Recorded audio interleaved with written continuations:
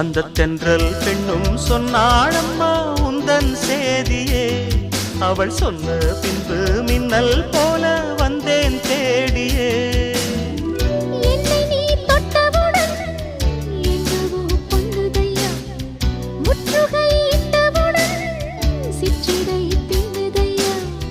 வெட்கம் விடுமோ அச்சம் விடுமோ தக்க துணைதான் பக்கம் வருமோ. ஒரு சோல குயில் சோடி தன்ன